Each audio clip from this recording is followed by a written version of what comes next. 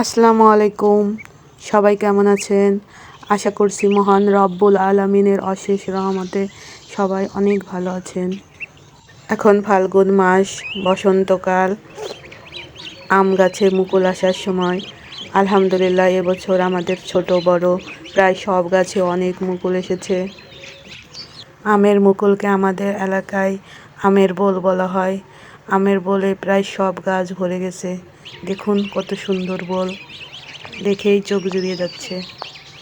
এটা আমাদের বড়ই গাছ, এবছর অনেক বড় হয়েছিল। কাঠবিড়ালি অর্ধেক খেয়েছে আর আমরা অর্ধেক খেয়েছি, মানে ভাগাভাগি করে খেয়েছি আর কি। মহান রব্বুল আলামিন রিজিকের মালিক, আমাদের রিজিকে যতটুকু ছিল আমরা ততটুকুই পেয়েছি। এই আম গাছগুলো আমি 2 বছর আগে লাগিয়েছিলাম। 2 বছরই কিছু কিছু আম ছিল। মাশাআল্লাহ, আমগুলো অনেক সুস্বাদু ছিল। আশা করছি এই বছর একটু বেশি আম থাকবে। আর এটা হচ্ছে আমার লিচু গাছ। লিচু গাছের উপরে কিছুটা বোল এসেছে।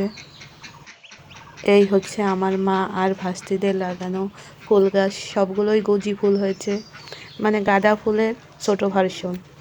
আর এটা আমার ছোট একটা রান্নাঘর তৈরি হচ্ছে। রান্নাঘরের পাশেই আমাদের পুকুর।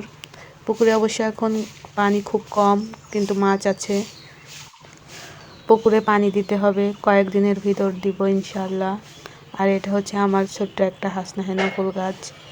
এটা মরিচ গাছ। মরিচ গাছে 2-1টা ফুলও এসেছে। এই হচ্ছে আমার ছোট্ট ছোট্ট রাজহাঁসের বাচ্চা, যাদের নিয়ে আমার দিনের বেশিরভাগ সময় এখন কাটে। আমি আর আবু হাসনাত ওদের নিয়ে পুকুরের ভিতর যাচ্ছি। পুকুরে অনেক দোবলা হয়েছে, ওদের অনেক পছন্দ দোবলা ঘাস।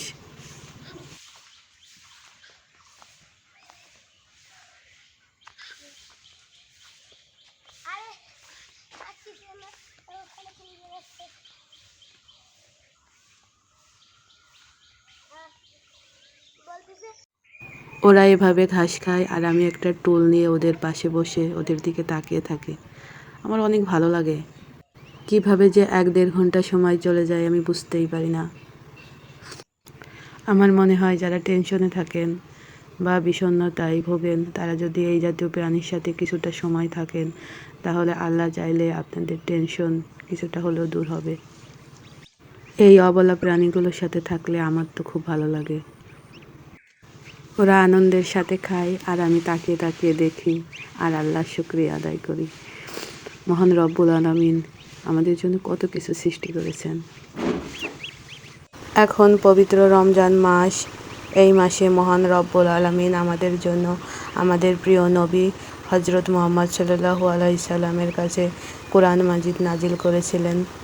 আল্লাহ যেন এই মাসে আমাদের বেশি বেশি ইবাদত করার তৌফিক দান করেন। এবছর আমরা রমজানের শুরু থেকেই ছুটি পেয়েছি। এই ছুটিটা যেন আমরা আল্লাহর ইবাদত বন্দেগীর মাধ্যমে কাটাতে পারি। আল্লাহ আমাদের সেই তৌফিক দান করুন। যাদের বাবা মা বেঁচে আছেন, আল্লাহ যেন তাদের বাবা মাকে খেদমত করার তৌফিক দান করেন। আর যাদের বাবা মা কবরবাসী হয়ে গেছেন, আল্লাহ তাদের কবরকে জান্নাতের বাগিচা করে দিন। সবাই খুব ভালো থাকবেন, আমার জন্য দোয়া করবেন। আবার দেখা হবে নতুন কোনো ভিডিওতে ইনশাআল্লাহ। আল্লাহ হাফেজ।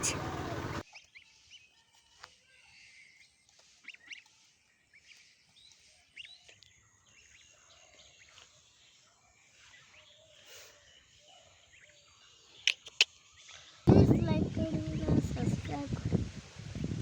Thank you.